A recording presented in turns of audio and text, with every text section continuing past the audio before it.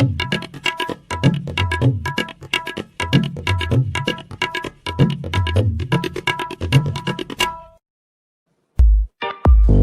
the bell icon on YouTube and don't miss another update.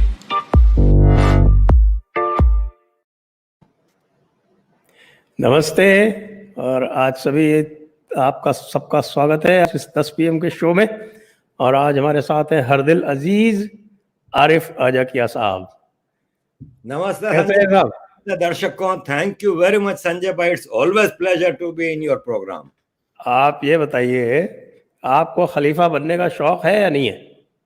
अरे नहीं भाई, ये खलीफा से बड़ा बेगैरत कोई नहीं होता।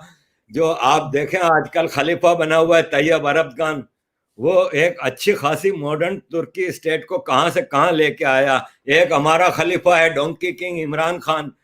अब कहाँ जाए आदमी? आपके हिंदुस्तान में कम है क्या खलीफा? अवैसी, आजकल तो सुन राहुल गांधी भी बड़े खलीफा बने हुए हैं। हम क्या करें भाई? वो तो अजीब ही तरह का खलीफा है। खलीफा के बेटे को क्या कहते हो? तो खलीफा के अभी खलीफा का बेटा यजीद होता है ना। खलीफा का बेटा यजीद था ना। तो मसला ये है कि खलीफा का बेटा खलीफा ही बनता है, लेकिन अपने भाइयों को मारने के बाद बनता है। हाँ, उसका तो कोई भाई है नहीं हमारे राहुल गांधी का। उसके तो एक बहन है, और बहन तो खैर खलीफा बन ही नहीं सकती वो तो। लेकिन बहन का बेटा तैयार हो रहा है, सुना है। हाँ, ये लड़ाई होगी, ये देखने वाली लड़ाई होगी। तो जब ये शादी के काबिल होगा। अब आप मुझे ये फरमाएं, आपने भी एक प्रोग्राम किया था तुर्की के बारे में, तो ये जो खिलाफत उस्मानिया जिसको पूरे के पूरे तुर्की के सारे अवाम ने मिलकर इसका खात्मा किया था, ऐसी बात नहीं थी। ये तो हमारे यहाँ जो कुछ बेवकूफ़ कहें या कुछ आपको क्या बोले भटके हुए लोग कहें, तो उन्होंने मिलके ये कहा कि साहब नहीं तुम तो खलीफा बने रहो। और पूरी दुनिया जो और पूरी बाकी उम्मत थी वो सब कह रही थी कि इस बला को हटाओ। हिजाज वाले कह रहे थे, नजद वाले कह रहे थे, आपके फ़िलिस्तीन वाले कह रहे थे, शाम वाले कह रहे थे, सारे के सारे उससे निजात पाना चाहते थे। और हमारे हिंदुस्तान वाले अबुल कलाम आज़ाद साहब, मोहम्मद अली जौहर साहब और पीछे से उनके गांधी जी भी लग गए कि साहब नहीं, ये तो खलीफा, ये खिलाफत तो रहनी चाहिए। मैं ये नहीं समझ पाया आज तक कि अगर ये खिलाफत रह जाती तो क्या हिंदुस्तान भी इस खिलाफत की नज़र चढ़ जाता? क्या इरादा क्या था इनका? देखा, खिलाफत के स्टार्ट होने से पहले ही हिंदुस्तान पे नजर थी। गजवा हिंद की जो हदीस है वो क्या है? वो हमारे नबी की गजवा हिंद की है। ये हिंदुस्तान है ना, अमीर रियासत, इतनी अमीर रियासत, इसमें हर आदमी की ललचाई थी। मुसलमानों के बाद फिर अंग्रेज और फ्रेंच और कौन कौन नहीं कोशिश करता रहा। तो हिंदुस्तान सबकी नजरों में अटका रहा है। लेकिन ये वाहिद दुनिया का पुराना धर्म, पुरानी सिविलाइजेशन है जो कायम व दायम है और हमेशा कायम व दायम रहेगी। यहाँ पे मैं आगे बढ़ने से पहले संजय भाई एक बात कहना चाहूंगा आपके इतने इम्पोर्टेंट फोरम से अपने कुछ इंडियन दोस्तों के लिए। वो ये है कि मुझे मेरे एक इंडियन दोस्त ने अभी गीता भेजी है जी। और मैंने इसको ऊपर अलमारी के ऊपर इज्जत और एहतराम से रखा है। मुझे कई दोस्तों के फोन आए इंडियंस के, और वो अपनी गिल्ट बता रहे हैं कि हमने गीता नहीं पढ़ी थी। आपके प्रोग्राम देखने के बाद हम अपने धर्म की तरफ वापस आए। कुछ है, ज्यादा नहीं है, लेकिन बहरहाल आई एम हैप्पी कि I could bring some people. आज मैंने एक पोस्ट की कि मुसलमान कुरान पर जरूर पढ़ता है, क्रिश्चियन बाइबल जरूर पढ़ता है, एक हिंदू है जो सिक्युलरिज्म की पिपोड़ी बजाता रहता है और वो कहता है कि नहीं जी हम गीता नहीं पढ़ेंगे या अपने बच्चों को नहीं पढ़ाते। बड़ी बदकिस्मती की बात है। मैं आपके फोरम से ये कहना चाहूंगा कि एटलीस्ट गीता को पढ़ें, तो एक बार तो आप इसको दिल से समझ के पढ़ें तो आपको दुनिया का मतलब पता चल जाएगा। ये एक, मैं हिंदू नहीं हूं लेकिन मैं ये रिक्वेस्ट करता हूं तमाम हिंदुओं से कि अपनी ओरिजिन से अटैच्ड रहें, ना भागें उससे। सिक्युलरिज्म इससे आपका खतरे में नहीं पड़ेगा कहीं भी। बेसिकली सनातन धर्म इज सिक्युलरिज्म। आपको बिल्कुल सही बात कही और बहुत अच्छी बात कही। मैं तारीफ करता हूँ आपकी इतनी अच्छी बात कहने के लिए। और बात सही में ये है कि गीता भी यही कहती है कि भागो मत, खड़े वही। रहो। कहती है कि किसी भी चीज से भागना जो है वो गुनाह है। भागो मत, खड़े रहो, अपनी जगह पे अड़े रहो, अपने धर्म पे डटे रहो, और जो भी आपके सामने किसी भी तरह की सूरत आती है उसका मुकाबला करो। ये है गीता। जी जी। और मैं इसको बिल्कुल पढ़ूंगा और इसको समझने की नीयत से पढ़ूंगा। और मैं सबसे भी ये रिक्वेस्ट करूंगा, अब वापस मैं आपके खिलाफत वाले टॉपिक पे आ जाता हूं। तो जी देखें, अपना ये जो हमारे इस्लामिक सिस्टम है, इसमें नबी पाक के मरने के बाद खिलाफत शुरू हुई है। वो पहले खलीफा पे ही झगड़ा शुरू हुआ था। पहले खलीफा के लिए ही नबी के जो दामाद थे हजरत अली, वो कहते थे मेरा राइट है। और नबी के जो दोस्त थे हजरत अबू बकर, वो कहते थे मेरा राइट है। और तलवारें तक निकली थी इस पे। आपको अगर आप मुस्लिम स्कॉलर्स की किताबें पढ़ेंगे उसमें भी मिलेगा।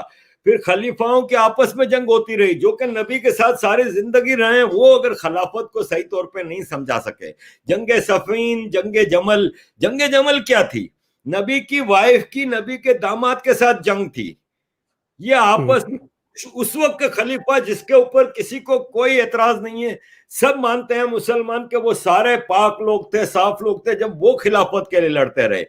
फिर हजरत इमाम हुसैन का क्या वजह थी? वो भी खिलाफत का झगड़ा था कि मुआविया का बेटा यजीद जब खलीफा बनता है तो इमाम हुसैन रजी अल्लाह ताला अन्हो कहते हैं कि नहीं, मेरा राइट है।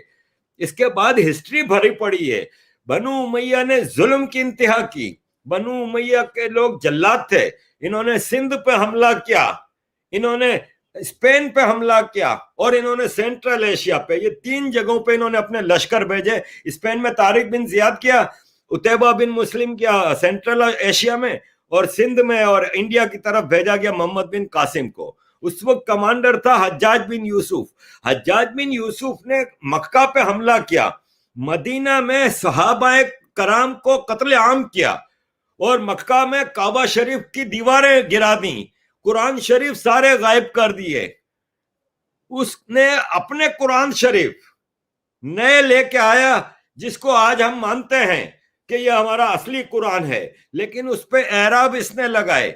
इसने ये खिलाफत की मैं बातें बता रहा हूं। फिर अब्बासी खलीफा आए, और फिर उस्मानी खलीफा। अब आपके तुर्क वाले वो अब्बासियों ने तो सारे उम्मयद को पूरा कत्लेआम किया था, दस्तरखान पे बैठा। खलीफाओं का इसका क्या था? उस्मानी खलीफाओं का क्या था? इन्होंने यूरोप के अंदर तक गए, स्पेन में इन्होंने एक एक क्रिश्चियन को पकड़ पकड़ के मारा है, क्रिश्चियन औरतों को इन्होंने गुलाम बनाया है। यहां इस तरफ इंडिया की तरफ क्यों नहीं आ सके ये उस्मानी?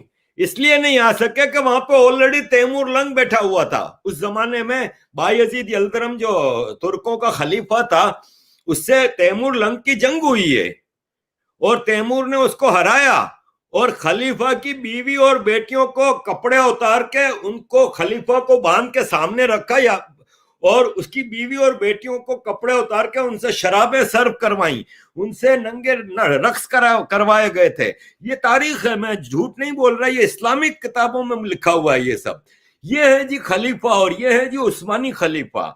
बर्बरियत और जुल्म की इंतहा आपको मुस्लिम रूलर्स की तरफ से मिलेगी। तैमूर क्या था? हलाकू क्या था? ये मुसलमान थे। इन्होंने इंसानी खोपड़ियों के मीनार कायम किए थे। आज तैयब अरबगान अपनी पार्लियामेंट में खड़ा होकर कह रहा है कि we will revive the Ottoman period. बर्बरियत का एक और पीरियड ये लाना चाह रहा है, लेकिन ये भूल रहा है कि आज की दुनिया में मुसलमानों की वो औकात नहीं रही कि ये खलीफा वलीफा बन सके।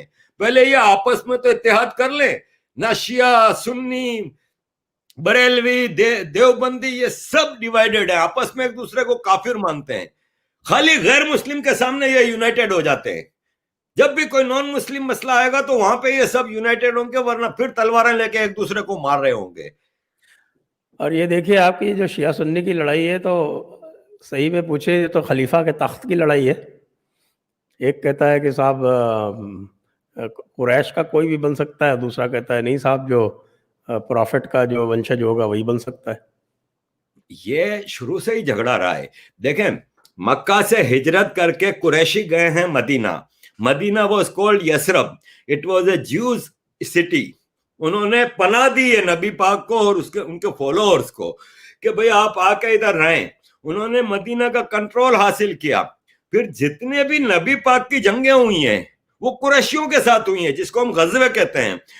गजवा वो जंग होती है जिसमें नबी पाक खुद शामिल थे, और जितने भी गजवे हुए हैं वो कुरैशियों से हुई हैं। फिर मक्का फतह होता है, तो जो जंग लड़ रहे थे मक्का की नबी से के मुकाबले पे, उन्होंने इस्लाम कबूल कर लिया। फिर आस्ते आस्ते ये एक्सपेंशन हुई है।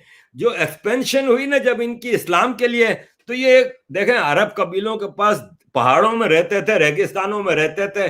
जैसे कि एक मिसाल है, मुझे अक्सर मुसलमानों का आता है कि नबी पाक की फेवरेट खुराक थी खजूर और कद्दू।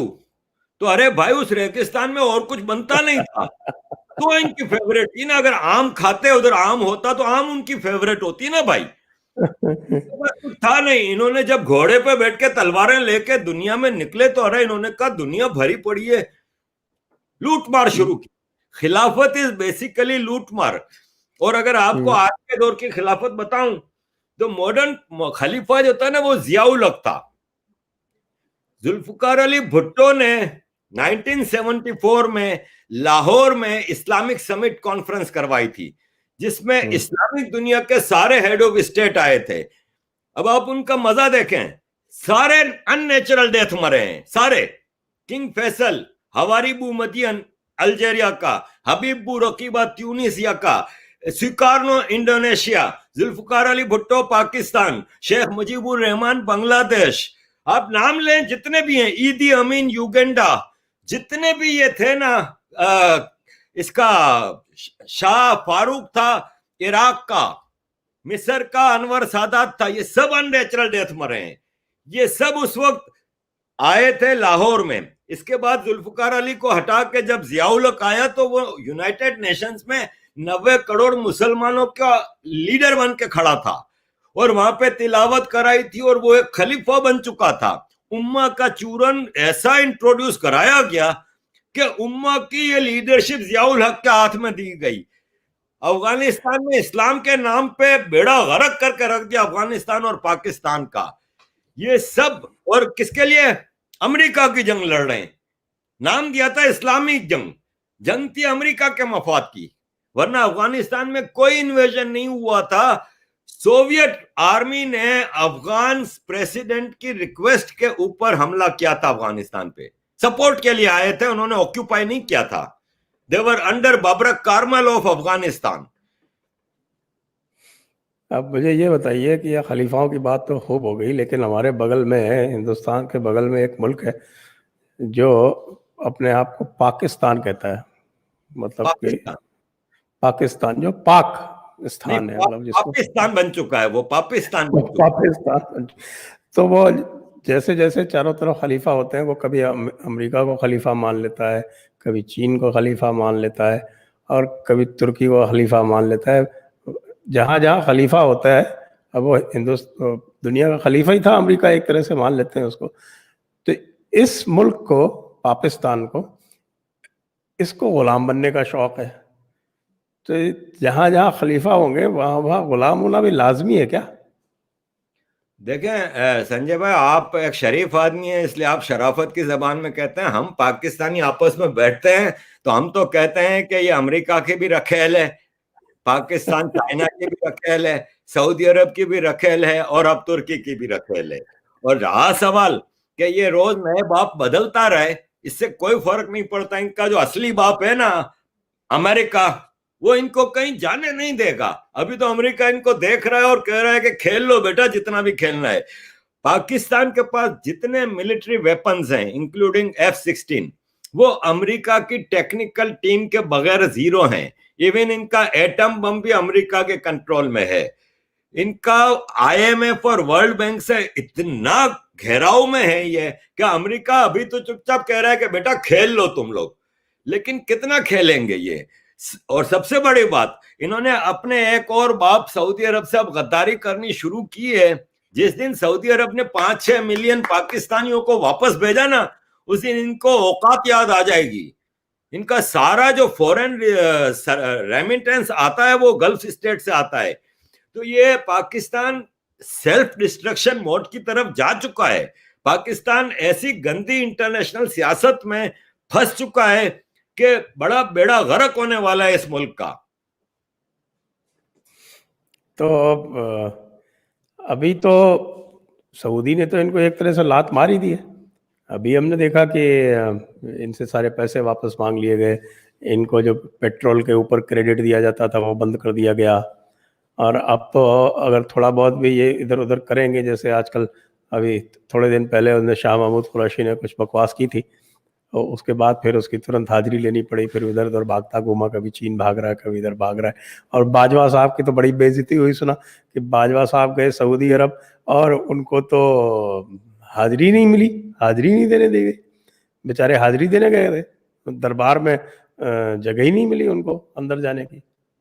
देखें संजय भाई, ये तो कुछ चीजें हैं। असल बात मैं आपको बताऊं कि इमरान खान ने आने के बाद इतना लोन लिया है, इतना लोन लिया है, और IMF और वर्ल्ड बैंक से इतना लोन नहीं लिया। नवाज शरीफ और जरदारी ने IMF और वर्ल्ड बैंक से ज्यादा लोन लिया था। इसने सऊदी अरब और गल्फ स्टेट को स्कूप बॉन्ड और दूसरी चीजों से बहुत लिया है। अभी तो सिर्फ $1 बिलियन मांगा है ना।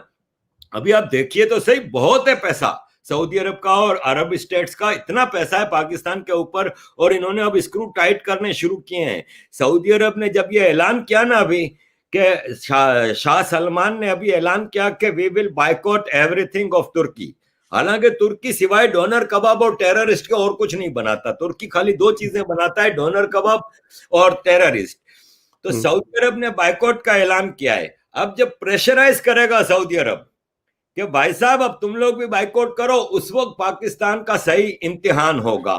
एक और चीज आपको यहाँ पे जहन में रखनी होगी कि पाकिस्तान जब किसी का दलाल बनता है, जैसे आजकल तुर्की का दलाल बना हुआ है, चाइना का दलाल बना हुआ है, तो चाइना के अपने मसले बहुत हैं, क्योंकि इसने पंगा ले लिया इंडिया से। इंडिया ने चुपचाप बैठा हुआ था, तो चाइना ने कहा कि इंडिया में आज भी वो अपीजमेंट की गवर्नमेंट है और आज भी ये मैं लद्दाख में घुस जाऊंगा, सब कुछ कर लूंगा। उसने एक हल्का सा टीजर फेंका, इंडिया ने वो जवाब दिया है। और अब इंडिया ने जो छेड़ना शुरू किया है, वो मैं जबान साफ रखना चाहता हूं, इंडिया ने छेड़ना शुरू किया है चाइना को ताइवान के मामले पे, तिब्बत के मामले पे, ईस्ट तुर्किस्तान पे मामले पे। तो इंडिया तो एक यूनाइटेड कंट्री है और हिस्टोरिकल कंट्री है। चाइना जो हिस्टोरिकल था, वो आज जो चाइना है ना, उसका 35% है, बाकी 65% ऑक्यूपाइड है। और वो जो ऑक्यूपाइड है ना, they are not with happy. Even China के जो ओरिजिनल चाइनीज हैं 35%, वो भी चाइना की कम्युनिस्ट पार्टी की ऑपरेसिव पॉलिसी के खिलाफ हैं, क्योंकि कम्युनिस्ट लीडर्स और इनके कैपिटलिस्ट जैसे जैक मा है और दूसरे बिलियनर्स हैं, वो तो अय्याशी से रह रहे हैं। आम चाइनीज को तो बच्चा पैदा करने तक की इजाजत नहीं है, जो कि बेसिक ह्यूमन राइट है। और इनको 12-14 घंटे ये लोग काम करते हैं तो सिर्फ 2 वक्त की रोटी कमा पाते हैं। आज जब ग्लोबल विलेज में निकले हैं ये चाइनीज, तो इनको पता चला है कि दुनिया में क्या हो रहा है और हमें चाइना में क्या जिंदगी मिली हुई है। तो इवन जो इंडिजिनियस चाइनीज है वो भी चाइना से खुश नहीं है।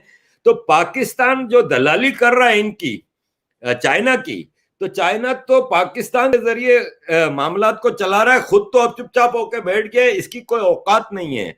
कल आपके दिल्ली में चाइना की एम्बेसी के सामने बग्गा साहब ने हैप्पी ताइवान डे के जो बोर्ड लगाए, तो आप ग्लोबल टाइम रो रहा है, इंडिया हमें छेड़ रहा है, इट इज नॉट गुड। अरे तो आप जो उखाड़ सकता है इंडिया का तू। मैंने भी उसके ऊपर कमेंट किया था आज।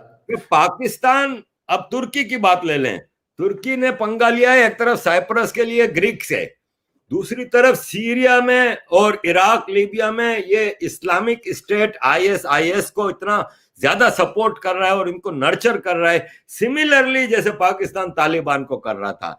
तो तुर्की की तो अपनी कमबख्ती आने वाली है। जिस दिन यूरोपियन यूनियन ने नेटो से इसको निकाल दिया और तुर्की को जो चारों तरफ से घेरना शुरू किया ना, एम्बार्गो लग गया ना एक बार तुर्की के ऊपर, संजय भाई तुर्की घुटनों पे आ जाएगा, क्योंकि तुर्की की आवाम फिर इसको घसीट के निकालेगी।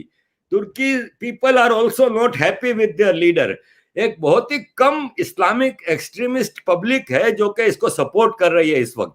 आपको याद होगा कि साल 1.5 साल पहले अंकारा और इस्तांबुल के मेयर के इलेक्शन ये हार गया था, और इसको एक्सेप्ट नहीं किया था, और उसने अपनी डिक्टेटोरियल पावर के जरिए मेयर अपने इंस्टॉल कराए हैं अंकारा और इजमीर और इस्तांबुल में। तो ये अपने ग्राउंड लूज कर रहे हैं। पाकिस्तान सिर्फ इनकी दलाली में लगा हुआ है, तो पाकिस्तान का अपना क्या हशर होने लगा है ये आपको बहुत जल्द नजर आ जाएगा। पाकिस्तान ने तो कोशिश की थी ना कि वो जो सऊदी अरब का जो ओआईसी ब्लॉक है उससे निकल के और मलेशिया और पाकिस्तान और तुर्की की अपनी अलग एक पंचायत बना ले, और उसके बाद जैसे डांट पड़ी सऊदी अरब से वैसे ही तुरंत वापस घुटनों पे आ गया।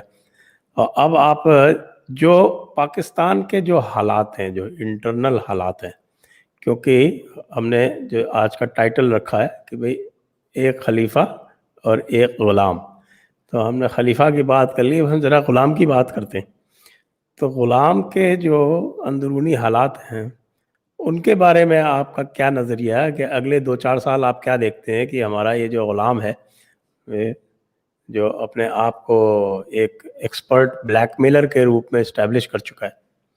आप भी जानते हैं कि इसकी बड़ी एक्सपर्टीज़ है, कभी अमेरिका को ब्लैकमेल करेगा तो कभी चाइना को हवा देगा, तो कभी तुर्की से ब्लैकमेल करेगा, कभी सऊदी से कोशिश करेगा, कभी वहाँ अपनी फ़ौज भेज देगा, और कभी जिन फ़िलिस्तीनियों की बात करता रहता है 24 घंटे इनके।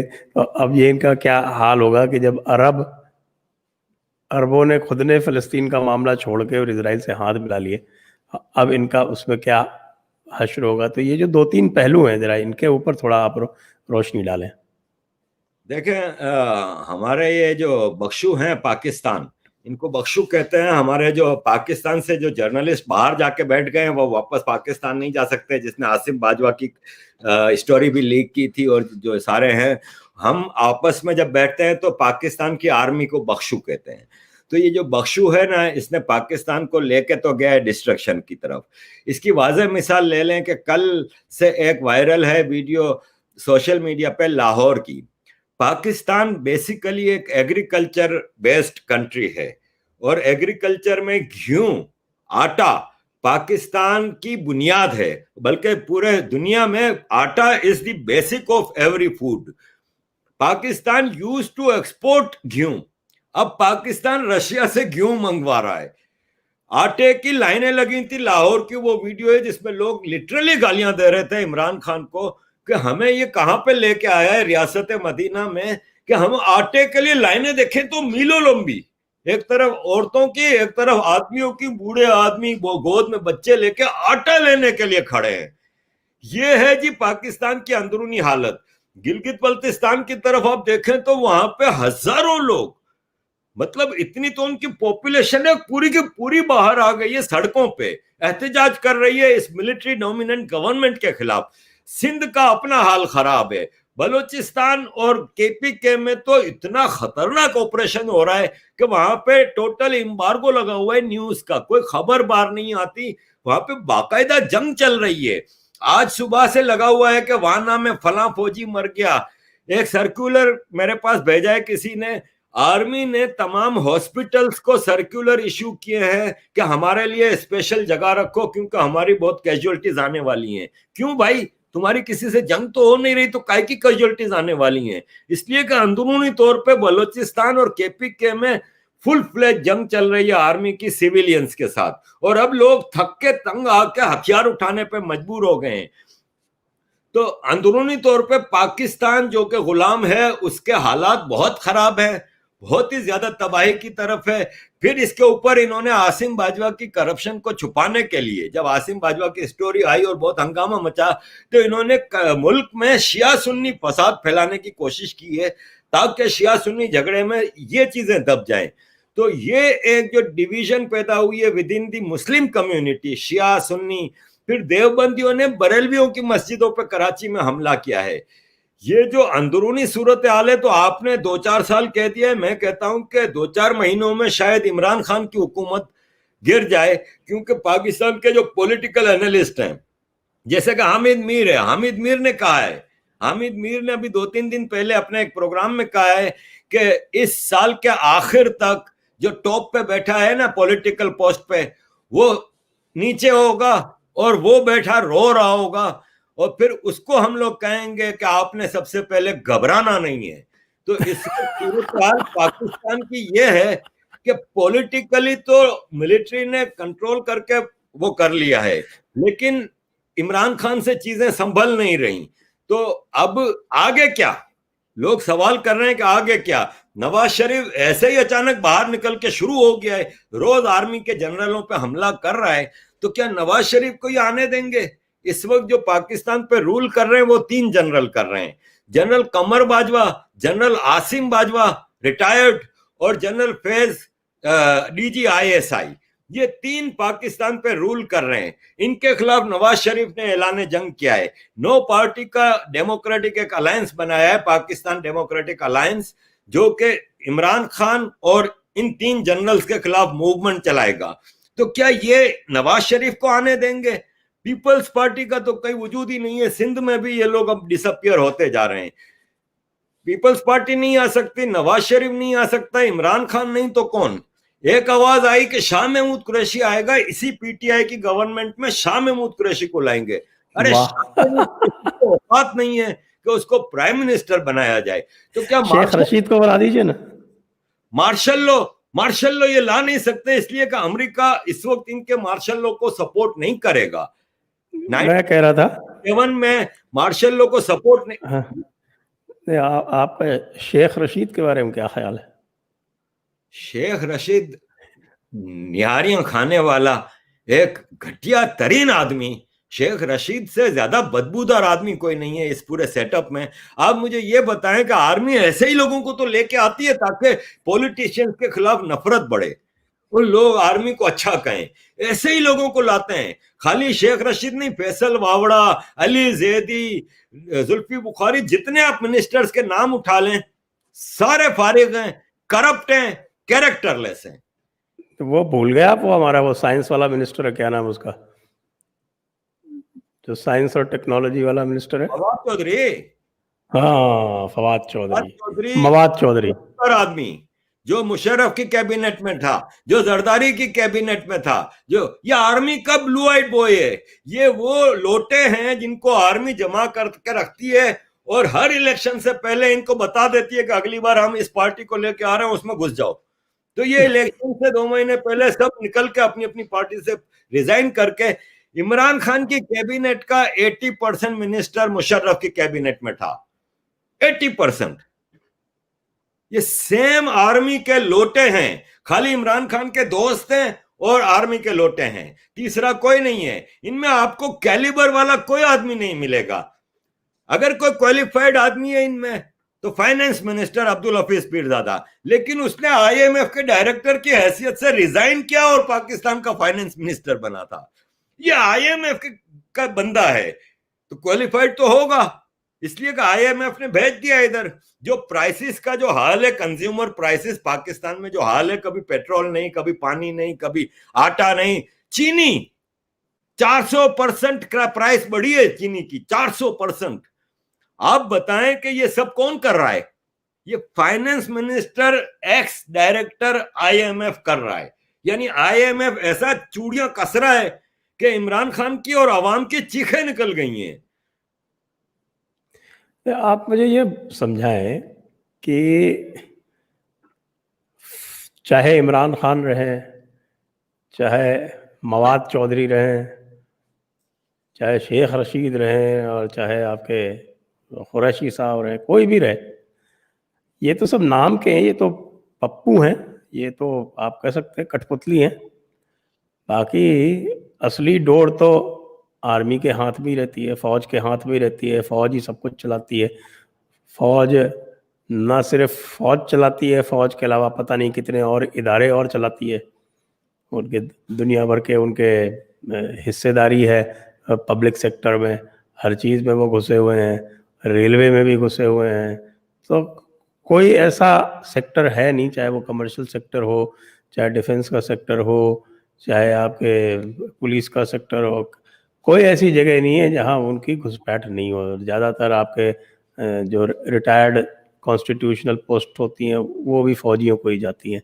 तो पाकिस्तान तो एक तरह से पूरी तरह से मिलिट्री स्टेट है ही, और मिलिट्री स्टेट में सबसे ज़्यादा प्रॉब्लम ये होती है कि असलियत पता नहीं चलती, वो चीज़ों को दबा के रखे जाते हैं। ये मैं जाता था सोवियत यूनियन में 80 के दशक में, तो वहाँ सबसे बड़ी जो बात यही थी कि लोग यही कहते थे कि भाई जिस तरह से आदमी को कोई इन्फेक्शन होता है तो उसका पता टेम्परेचर से चलता है कि अगर टेम्परेचर बढ़ गया तो बॉडी में कोई इन्फेक्शन है, उसी तरह प्राइस का एक बहुत बड़ा फंक्शन है कि अगर किसी चीज़ की प्राइस बढ़ रही तो समझ लो उसकी इकोनॉमिक्स जो है वो गड़बड़ा रही है, उसको सही करो। तो उन्होंने प्राइस भी कंट्रोल करके रखी थी, उन्होंने इंफॉर्मेशन भी कंट्रोल करके रखी थी, सब कुछ कंट्रोल कर रखा था, और नतीजतन यहाँ तक कि जो हुकूमत था उसको ही कुछ नहीं पता चला, और वो सोवियत यूनियन का पूरा इतना बड़ा सुपर पावर, और वो एक दिन ऐसे कोलैप्स कर गया कि संभल ही नहीं पाया। तो ये पाकिस्तान जो अदना सा बच्चा सा, जो पहले हिंदुस्तान की बराबरी करने का ख्वाब देखता था, बल्कि दो कौमी नज़रिया था ही भाई। अगर आप जिन्ना साहब की तकरीरें सुने तो दो कौमी नज़रिया के बारे में यही कहते थे कि हम न सिर्फ अलग कौम है, हम बराबर की कौम है। तो वो बराबरी वाला सपना तो पता नहीं कहाँ चला गया। उसी बराबरी के चक्कर में तो इन्होंने कितनी जंगें की, उसी बराबरी के चक्कर में ये कश्मीर हथियाना चाहते थे दिखाने के लिए कि हम बराबर हैं। अब तो वो बराबरी का ख्वाब भी नहीं दे सकते, जैसे न्यूक्लियर, हम एटॉमिक पावर हैं, हम न्यूक्लियर पावर हैं। और जब बालाकोट हुआ तो सारा जो वो ब्लफ गेम था वो ख़त्म हो गया। उसके बाद से तो वो बिल्कुल अब बराबरी तो भूल गए। अब वहाँ हिंदुस्तान ने चाइना की ऐसी तैसी कर रखी है। अब ये सोचते थे कि चाइना पता नहीं हमारा क्या कर देगा, और चाइना के सहारे हम कहाँ चढ़ जाएंगे। तो ये जो पूरा दो कौमी नज़रिया जिसके बेसिस पे पाकिस्तान बना था, उस दो कौमी नज़रिए के जो सारे फाउंडेशन थे, जिसमें अलग कौम, बराबरी की कौम, और उसके अलावा आपके कश्मीर हमारा है, चीन हमारा भाई है, तो एक एक हम न्यूक्लियर पावर हैं, हमारे ऊपर कोई आंख उठा के नहीं देख सकता, हम तुरंत बम मार देंगे, तुरंत बम मार देंगे, न्यूक्लियर बम। सारी चीज़ें तो ख़त्म हो गई। अब इसका जो जिसको कहते हैं कि इसका नैरेटिव कहाँ बचा है, इसका तो पूरा नैरेटिव ही ख़त्म हो चुका है। और जिस कौम का नैरेटिव ख़त्म हो जाता है वो कौम तो सरवाइव कर ही नहीं सकती। देखें, पाकिस्तान के जो दो कौमी नजरिया, ये तो पाकिस्तान का नहीं, अंग्रेज की तरफ से दिया गया था, ठीक है ना। 1940s में जब जंग अजीम शुरू होती है, इसके पहले आप मुझे बता दें इंडिया में कहाँ पे हिंदू मुस्लिम ये कोई मसले होते थे? इक्का दुक्का कोई वाकयात की बुनियाद पर कंट्रीज के फैसले नहीं होते। ये तो अंग्रेज ने जब डिसाइड कर लिया कि दो कौमी नजरिए की बुनियाद पे इस कंट्री को हमें डिवाइड करना है, तो इन्होंने ये बलवे करवाए और ये हंगामे कराए, वरना एज सच कोई मसला नहीं था। और अगर दो कौमी नजरिया था तो वो तो दफन हो गया 1971 में, जब 55% पाकिस्तानियों ने तो अलग इख्तियार कर ली। अगर उम्मा का चूरन इतना स्ट्रॉन्ग था, अगर एक मुस्लिम नेशनहुड इतनी स्ट्रॉन्ग थी, तो वो अलग कैसे हुआ? रहा सवाल एटम बम का, तो एटम बम है भी या नहीं अब नहीं पता, ठीक है था, लेकिन अमेरिका का जो सैटेलाइट सिस्टम है और सारी चीजें हैं, तो मैं नहीं समझता कि atom bomb is a threat to anyone. मामूली सी मिसाल ले लें कि इन्होंने बालाकोट के उस पर जब F-16 इनका गिराया था भारतीय अभिनंदन ने, तो ये मना तो करते रहे, लेकिन अमेरिका में जाके पांव पकड़े हैं कि माफी दे दो, गलती हो गई हमने, क्योंकि अमेरिका ने इनको F-16 दिया था तो कंडीशन थी कि इंडिया के साथ आप जंग में इसको इस्तेमाल नहीं करेंगे। तो इन्होंने गलती अपनी मान के वहां पांव पकड़ लिए हैं।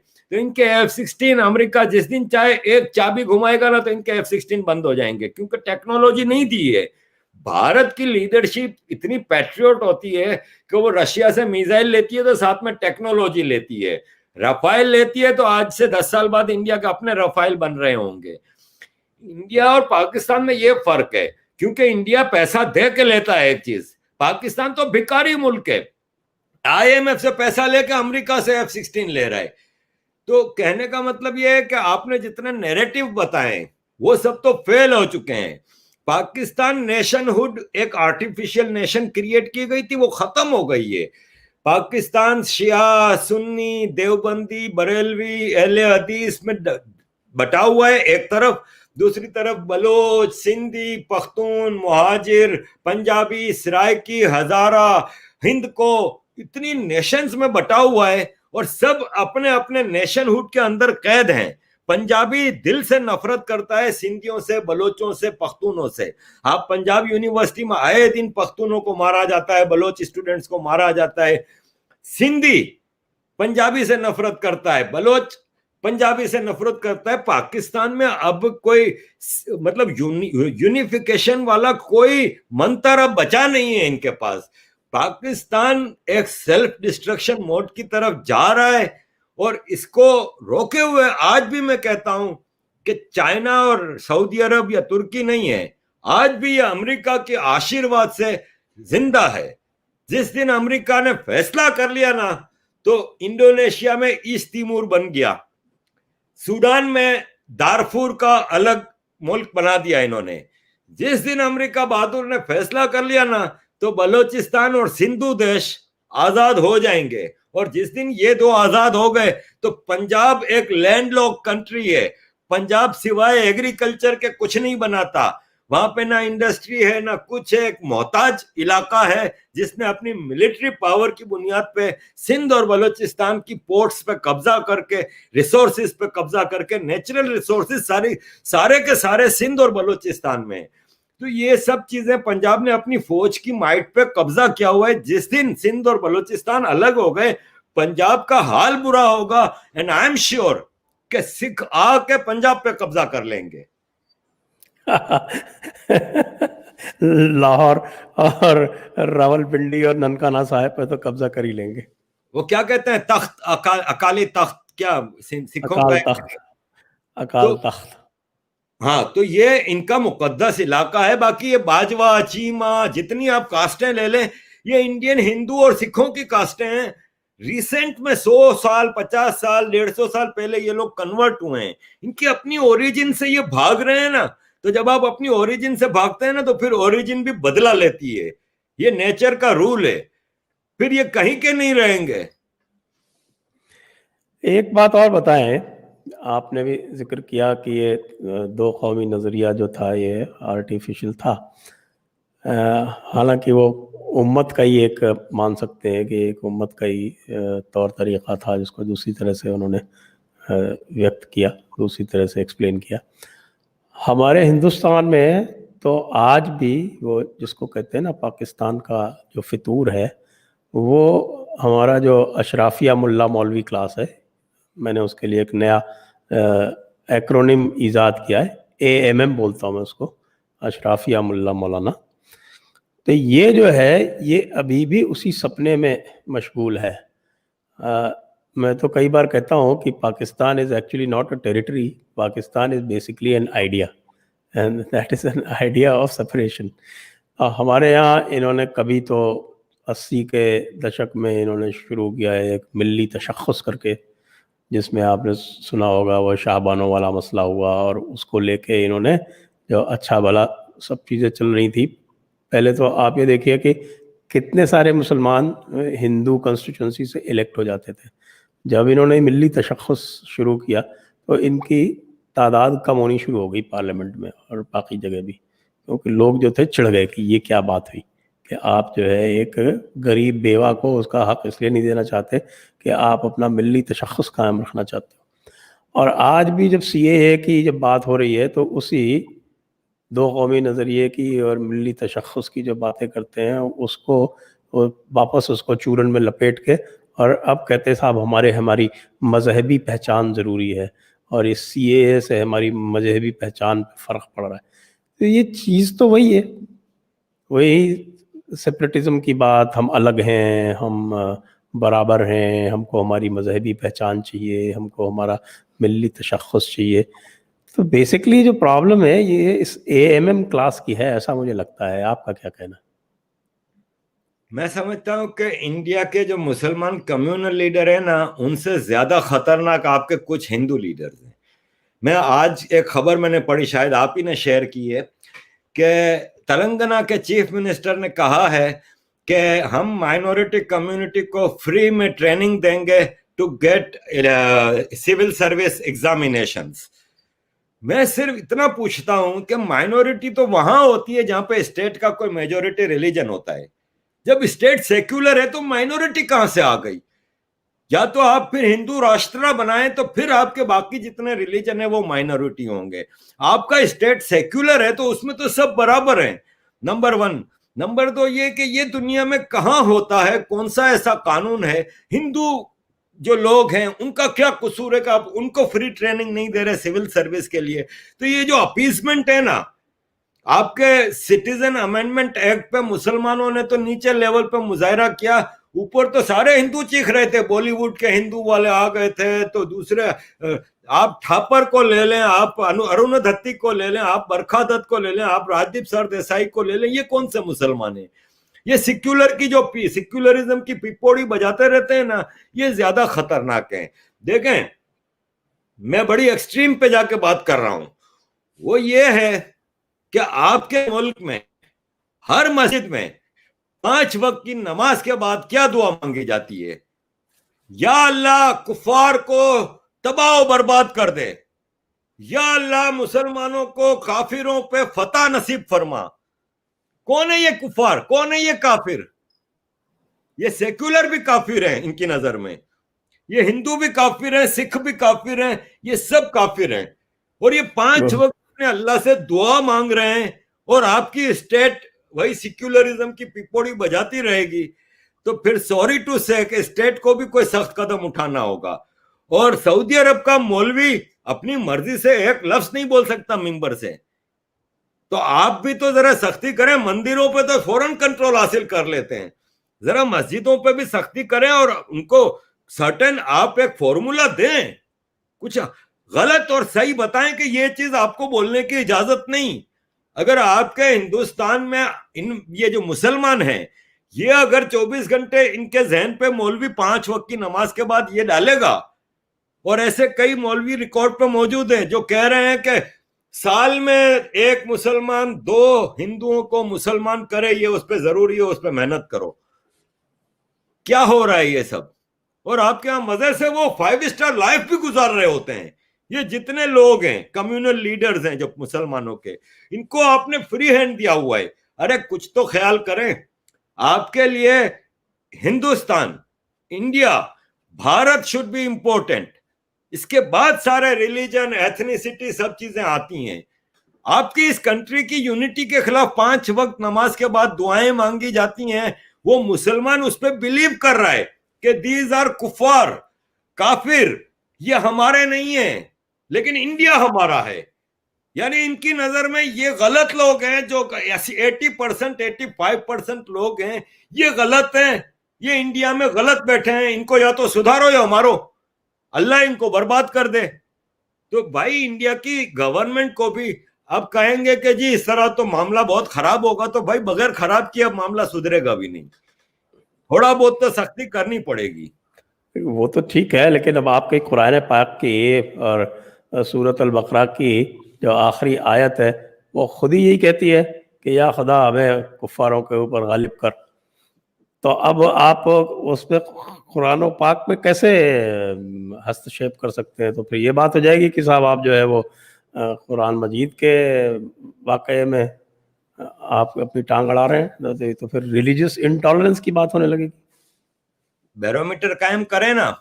जो कुरान के ऊपर अगर बिलीव करता है तो वो पहले अपने कैरेक्टर को तो साबित करे कि वो इंसान का बच्चा है।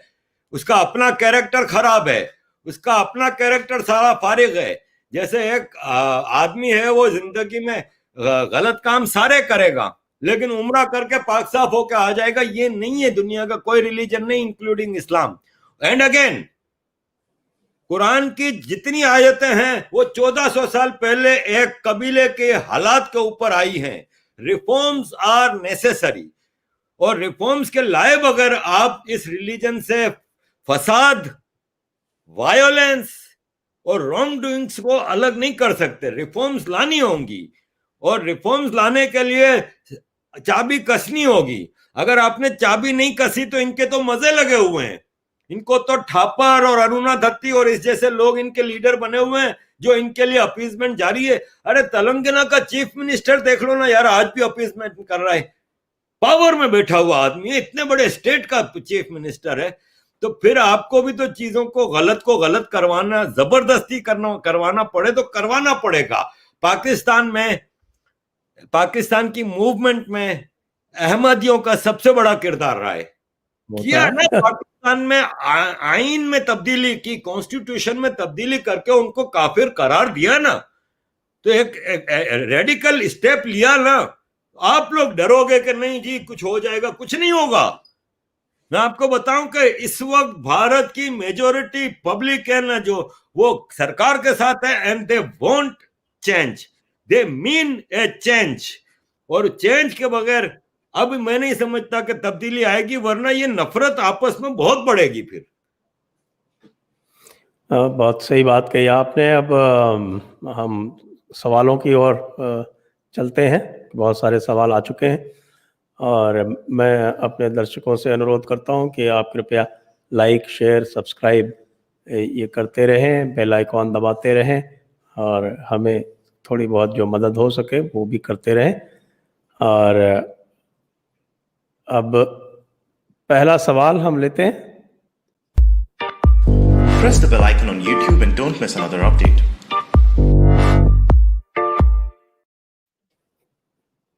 जी, पहला सवाल आपकी स्क्रीन पे आ जाएगा।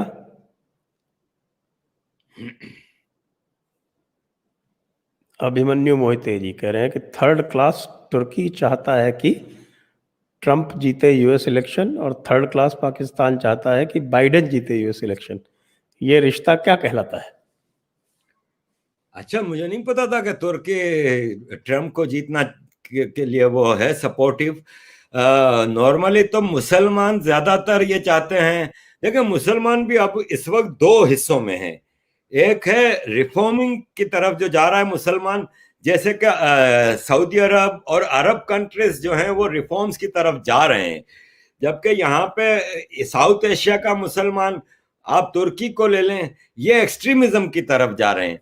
और मैं नहीं समझता कि एक्सट्रीमिज्म की तरफ जाने वाला मुसलमान ट्रंप को पसंद करेगा, क्योंकि after all Trump will come back. अगर वो जीत जाते हैं तो he will come back very hard to these extremist Muslims. ये मुझे एक लगता है, क्योंकि अमेरिका की भी एक हिस्ट्री रही है। आप अगर रिसेंट हिस्ट्री में जाएं तो रोनाल्ड रेगन ने अपने पहले 4 साल में इतने रेडिकल स्टेप नहीं लिए, लेकिन इसके दूसरे 4 साल में इसने सोवियत यूनियन को तोड़ कर रख दिया। फिर आप देख लें क्लिंटन ने भी पहले 4 साल में कोई खास काम नहीं किए, लेकिन फिर दूसरे 4 साल में इसने तालिबान पे भी मिसाइल अटैक किए थे और एक पॉलिसी बनाई थी। जॉर्ज बुश का भी यही हाल रहा, और ओबामा ने भी अपने आखिरी 4 साल में लीबिया पे हमला किया, 9 कंट्रीज पे हमला किया। तो ट्रंप ने भी पहले 4 साल गुजार लिए हैं। जैसे मोदी जी को भी आप देख लें, पहले टर्म में इतने सारे काम नहीं किए, दूसरे टर्म में आते ही citizen amendment act, Ayodhya, triple talaq, abrogation of article 370, तो दूसरा टर्म होता है करने के लिए कुछ। और अमेरिका के इलेक्शंस है ना, वो इतना फेयर एंड फ्री नहीं होते, ठीक है ना। वहां की इस्टेब्लिशमेंट फैसला करती है कि किसको लाना है और किसको नहीं लाना। पिछले इलेक्शन से पहले भी 90% तकरीबन पोल जा रहे थे अगेंस्ट ट्रंप, लेकिन ट्रंप जीता। तो जिसको जिताना है उसको वहां की इस्टेब्लिशमेंट ने जिताना है। और मेरी अपनी रीडिंग है, गलत भी हो सकती है, जाहिर है मैं कोई तुर्रम खान नहीं हूं। मेरी रीडिंग है कि ट्रंप साहब जीतेंगे, और ट्रंप साहब जीतेंगे ना तो तुर्की और पाकिस्तान को बहुत भारी पड़ना है। चलिए, आपका तजुर्बा उम्मीद करते हैं सही निकले। हम भी चाहते हैं कि ट्रंप जीते। नीरज साहू जी पूछ रहे हैं, अच्छा ये तो हमें हमारी आपकी तारीफ कर रहे हैं। थैंक यू नीरज साहू जी। कृपल पटेल जी कह रहे हैं, आरिफ सर मैं जूनागढ़ से हूँ। ये देखिए आपके दोस्त आ गए, आपके जूनागढ़ से, आपके गांव से हैं। आप भी समय मिले तो अपने नेटिव प्लेस को विजिट जरूर करें। अब पाकिस्तान ने अपने नक्शे में हमारे जूनागढ़ को भी शामिल किया है, उस पे आपका रिएक्शन? मेरा रिएक्शन ये है कि पाकिस्तान खुद हिंदुस्तान का हिस्सा है, ये ऑक्यूपाइड लैंड है, जबरदस्ती अलग की गई है। मैं समझता हूं कि सबसे पहले तो आपका यह कि मैं जूनागढ़ और इंडिया आऊं, तो भाई मैं तो मर रहा हूं आने के लिए, लेकिन ये कोरोना ने रोका हुआ है, ठीक है ना। अब कोरोना खत्म होता है इसके बाद देखेंगे, क्योंकि अगर मुझे कुछ सीखना है सनातन धर्म के बारे में, इंडियन सिविलाइजेशन के बारे में, तो मैं वहां आके ही सीख सकूंगा। यहाँ बैठ के तो मैं इतना ज्यादा वो नहीं कर सकता, तो ऑब्वियसली मुझे वहां पे आना है। जरा कोरोना रुके तो मैं अपनी उस मट्टी को एक बार छूना चाहता हूं जहां मेरे पुरखों की कब्रें हैं। तो जूनागढ़ मेरी मट्टी है, मैं वहां पे आना चाहूंगा, जरूर आना चाहूंगा। और पाकिस्तान जूनागढ़ का नक्शा शामिल कर ले, पाकिस्तान से पहले बलोचिस्तान और सिंध को तो संभाल ले, वो उससे संभल नहीं रहे। पाकिस्तान जूनागढ़ का क्या करेगा? पाकिस्तान खुद मांगे तांगे की जमीन है जो कि वापस होनी है। अगला सवाल है निजिस, I hear from Muslims that western world has developed by following Muslim holy books and text. They say nuclear physics has come there, how much true is that? जी जी बिल्कुल, दुनिया में जितना ज्ञान है वो सारा इधर ही से तो आया है। अगर ये इतने काबिल होते, ये अगर इतने काबिल होते और अगर कुरान से ही ये सारी चीजें निकली होती तो ये लोग क्या कर रहे थे? आपको मैं एक मजे की बात बताता हूँ, आप इस्लामिक हिस्ट्री के गूगल पे जाकर देख लें कि फेमस साइंटिस्ट, वो जितने फेमस साइंटिस्ट थे ना इस्लाम के, वो सब के सब उस वक्त की मुस्लिम हुकूमतों ने जेलों में बंद किए और उनको सख्त से सख्त सजाएं दी थी, क्योंकि वो इस्लामिक आइडियोलॉजी से अलग हो गए थे। जितना आप साइंस की तरफ जाओगे वो आपको रिलीजन से दूर करेगा, खासतौर पे इस्लाम जैसा एक ऑप्रेसिव रिलीजन है ना, आखिर को डिविजिव रिलीजन है जो कि ह्यूमैनिटी को डिवाइड करता है, तो उससे दूर भागता है फिर साइंटिस्ट। तो जितने इस्लामिक साइंटिस्ट थे उनको तो इन्होंने मुसलमान तक नहीं कबूल किया और उन्होंने उनके ऊपर कितनों को कत्ल कर दिया गया, कितनों को जेलों में सारी जिंदगी के लिए डाल दिया गया। तो अगर इतने काबिल था, अगर इतना ही ज्ञान था, साइंटिफिक ज्ञान था कुरान में, तो कोई एक चीज तो बनाई होती। मुझे इस्लामिक वर्ल्ड की कोई एक इन्वेंशन बता दे जो पूरी दुनिया में चलती हो सिवाय टेररिज्म के। अगला सवाल संतोष जी पूछ रहे हैं, why well educated Muslims also believe in this उम्मा खलीफा, why they want to go backward 600 AD when they will come to reality? Oh yes, ये बहुत ही एक मतलब अफसोसनाक सूरत हाल है। मैं खुद इस पे बड़ा वो होता हूँ, क्योंकि वाकई ये बात सही है आपकी कि एजुकेटेड मुसलमान भी बहुत ज्यादा एक्सट्रीमिस्ट है अपने रिलीजन के बारे में, वो भी इन्हीं चीजों पे बिलीव करता है। मसला ये है कि हम जब पैदा होते हैं तो हमको पहली चीज ये सिखाई जाती है कि ये दुनिया है ना, वो रेलवे प्लेटफॉर्म का वेटिंग रूम है और तुमने यहाँ पे आए हो सिर्फ जन्नत कमाने के लिए, असल जिंदगी जन्नत है। मदरसा एजुकेशन जब आपकी बेस होगी, क्योंकि हर मुसलमान मदरसे से तो पढ़ के निकलता है, मदरसा एजुकेशन आपकी बेस होगी तो आपको जब बुनियाद में, आपकी बुनियाद में, बेसिस में ये चीजें डाली जाएंगी ना, तो फिर आप कितने भी एजुकेटेड हो जाएं, इट्स वेरी डिफिकल्ट। ये जिंदगी की कुछ चीजें ऐसी आ जाती हैं जब मेरे जैसे या तारिक भाई जैसे लोग एक एक्सट्रीम उस पर जाके चेंज होते हैं, और इसके लिए बड़ी मैं नहीं कहूंगा बहादुरी की, लेकिन बड़ी हिम्मत की जरूरत होती है सर, क्योंकि अपने मुसलमानों का के फतवे उठा के जीना बड़ा मुश्किल होता है, लेकिन we are ready to take it up. और कई लोग आएंगे, आप देखिए आस्ते आस्ते झूठ के पर्दे फाश होंगे। अगला सवाल है जिसका, can UAE which is very progressive turn Islamist just like Turkey and Iran? दे तो ये यूएई और सऊदी अरब वगैरह तो थे ही ऑलरेडी एक्सट्रीमिस्ट भाई। सऊदी अरब का और ये वहाबी फैक्टर है ना वहां पे, तो वहाबी फैक्शन जो है उन्होंने तो एक्सट्रीमिज्म को प्रोमोट किया ना दुनिया में। ये शहजादा मोहम्मद बिन सलमान ने आज से 2-3 साल पहले अमेरिका के दौरे में इंटरव्यू में कहा था कि CIA के कहने पे हमने billions of dollar Madrasa sector में इन्वेस्ट किए हैं दुनिया में ये मुजाहिदीन को और जिहाद को प्रमोट करने के लिए। लेकिन अब मैं समझता हूं कि वो एक्सट्रीमिज्म से निकल के आए हैं, they are going to moderation. और फिर इन्होंने जो तरक्की देखी कि जब तक ये एक्सट्रीमिस्ट थे तो इनके यहाँ रेगिस्तान थे और तरक्की नहीं थी। आज इन्होंने तरक्की देखी है, आज इनके यहाँ खुशहाली आई है, तो ये अब नहीं जा सकते। आई डोंट थिंक कि ये एक्सट्रीमिज्म की तरफ जाएंगे। और मैं तो उस सोसाइटी में पला बड़ा हूँ सऊदी अरब में, और मैं जब रियाद बैंक में जैसे काम करता था तो हमारे सारे सऊदी स्टाफ को, सऊदियों को यूरोप और अमेरिका में 1-1 साल की ट्रेनिंग के लिए भेजा जाता था। तो यहां से अब ट्रेनिंग हासिल करके मैं नहीं समझता कि ये एक्सट्रीमिज्म की तरफ जाएंगे। मैं समझता हूं कि they are going to reforms, और ये एक इंस्पायरेशन है बाकी मुसलमान कंट्रीज के लिए, बाकी मुसलमान लोगों के लिए। मैं समझता हूं कि नहीं, ऐसा नहीं होगा। अगला सवाल है, most likely we will be facing 3 front, China, Pak, Turkey, are we ready? मैं नहीं समझता कि ये कोई इतने बड़े वो हैं। पाकिस्तान को तो आप काउंट ही ना करें, और तुर्की क्या, तुर्की की तो अपनी कोई हैसियत नहीं, और हजारों मील दूर बैठ के वो आपका क्या बिगाड़ लेगा। ऑलरेडी उसका ग्रीक से पंगा चल रहा है, सीरिया और अरब कंट्रीज में इसका पंगा चल रहा है, तो डिस्काउंट तुर्की। पाकिस्तान इस काबिल नहीं है, इस काबिल नहीं है कि वो इंडिया से लड़ सके, खास तौर पे उस वक्त जबकि इंडिया में एक अपीजमेंट गवर्नमेंट होती थी तो नहीं जीत सका। तो आज तो मोदी सरकार, इनके लिए इनको रातों को नाइटमेयर्स आते हैं, जिसमें इनको अजीत दोवल साहब नजर आते हैं, इनको मोदी सरकार नजर आती है। पाकिस्तान की भी हैसियत नहीं। और चाइना का मैंने अपने शुरू के उसमें बता दिया कि चाइना की अपनी इस वक्त हैसियत यह है कि अगर एक मिसाल है, इंडिया से चाइना जंग करता है तो जंग एयर भी होती है, नेवी भी होती है, लेकिन असल जंग तो ग्राउंड की होती है ना। कहां होगी? लद्दाख में होगी, तिब्बत में होगी, ईस्ट तुर्किस्तान में होगी। ये सब लोग तो भारत के साथ खड़े हैं।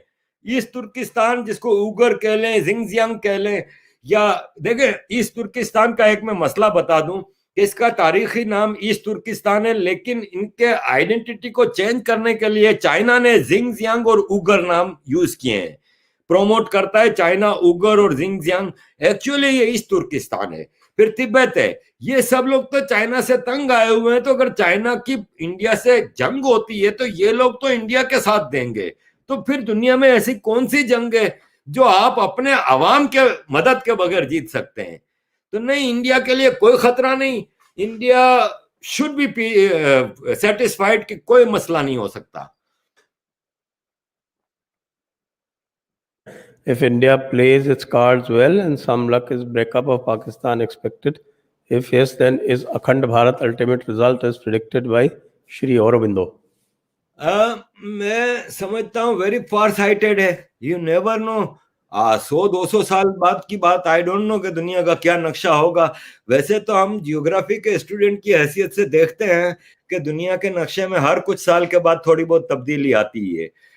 अब किस तरह चीजें चलती हैं आई डोंट नो। अगर मैं समझता हूँ बांग्लादेश अलग हुआ ना, वो भारत के साथ तो जाके नहीं मिला ना, तो इट लुक्स वेरी डिफिकल्ट कि वो जो अखंड भारत है। हाँ, यूरोपियन यूनियन के स्टाइल में कोई फ्यूचर में पाकिस्तान का ब्रेकअप हो जाता है तो यूरोपियन यूनियन के स्टाइल में, आफ्टर ऑल मेरी नजर में इंडिया काबुल से लेके रंगून तक इंडिया है। तो यूरोपियन यूनियन स्टाइल में कोई अगर अमेलगमेशन हो तो हो, बाकी आई डोंट नो कि अखंड भारत इज पॉसिबल। बाकी तो यू नेवर नो 50-100 साल बाद। इसके लिए जरूरी ये है कि भारत का अपना किस तरह डेवलप करता है। भारत ने जो इसका पोटेंशियल है उसके मुताबिक अगर डेवलप कर लिया तो बाकी स्टेट तो खुद चल के आएंगी भारत के साथ मिलने के लिए। जी हाँ, जी Bharat own progress. Correct. Abhimanyu Mohite ji पूछ रहे हैं, पाकिस्तान के तीनों ऑक्सफोर्ड रिटर्न पीएम लाइफ का दी एंड हम सबको पता है कैसे हुआ था, क्या इमरान खान का लाइफ का दी एंड भी वैसे ही होगा? मैं समझता हूँ इमरान खान है ना, वो किसी बुढ़िया के या लड़की के बेडरूम में लकीरें खींचते हुए मरेगा।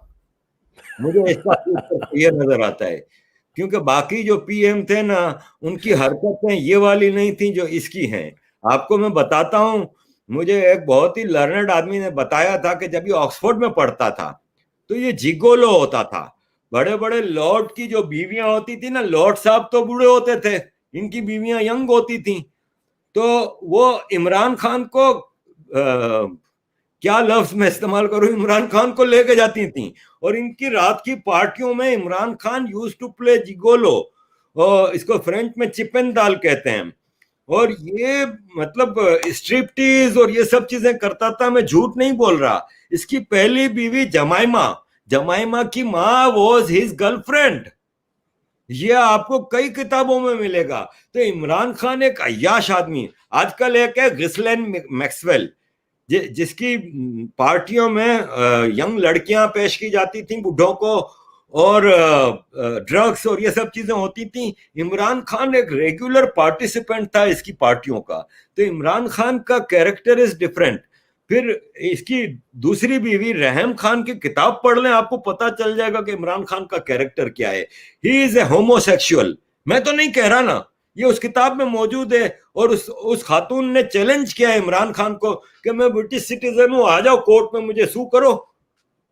वो उसकी बीवी थी, उसके पास वीडियोस मौजूद हैं, उसके पास सबूत मौजूद हैं। ये तो 4 लकीरें खींच के सो जाता था, फिर इसके मोबाइल से ये सारी चीजें निकालती थी। उसके पास इतना सबूत मौजूद है कि पाकिस्तान का प्राइम मिनिस्टर उसको सू नहीं कर सका अब तक। उस किताब को पढ़ लें, आपको इसका कैरेक्टर पता चल जाएगा। तो ऐसे लोगों की मौत कुत्ते की मौत होती है। साहिल गुप्ता पूछ रहे हैं, why Muslims are least agreed and why they can't themselves. इसको समझ में नहीं आया। ये पूछ रहे हैं कि मुसलमान आपस में क्यों मिल बैठ नहीं पाते हैं। अंबेडकर जी एक ग्रेट फिलोसोफर थे इंडिया के। उन्होंने साफ अल्फाज में कहा था कि इस्लाम इज डिविजिव, और वो इंसानों में डिविजन्स पैदा करता है।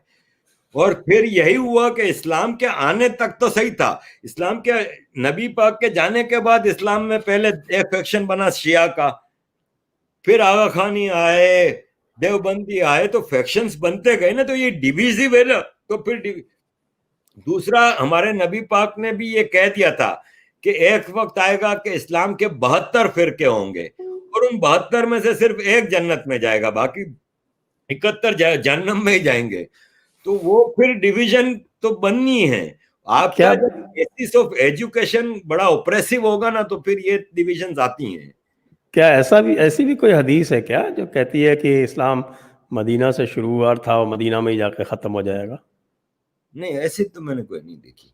ये हदीस और कुरान तो ये कहता है कि एक वक्त आएगा कि पूरी दुनिया से इस्लाम खत्म हो जाएगा, फिर इमाम मेहदी आएंगे, वो खाना काबा में तवाफ करेंगे, फिर इनके साथ लोग शामिल होंगे, फिर पूरी दुनिया को वो मुसलमान करेंगे, फिर कयामत आएगी।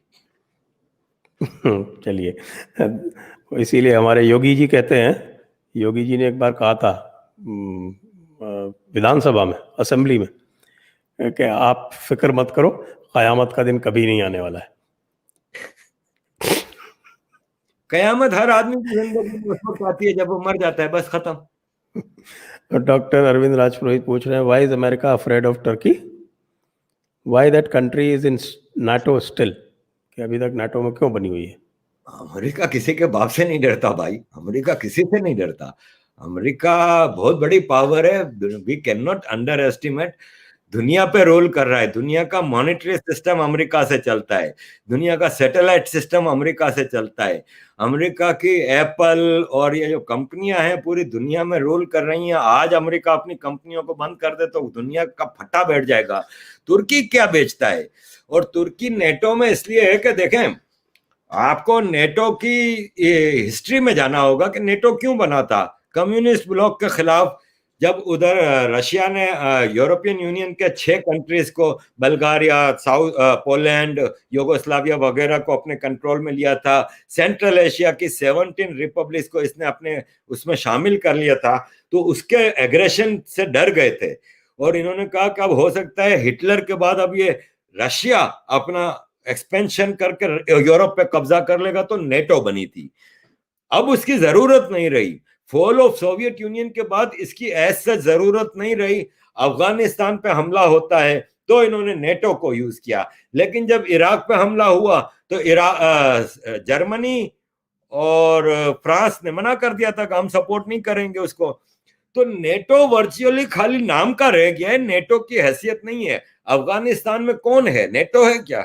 नहीं, ये एक मेंबरशिप आप कह लें रह गई है तुर्की की। NATO is no more effective in the world. सही है। कार्तिक एन पूछ रहे हैं, Pakistan, since Pakistan is the biggest symbol of Muslims rejecting Hindu culture, will failure of Pakistan restore the faith in our culture again? सनातन धर्म है ना, उसमें बड़ा ही अट्रैक्शन है, और इसको आपको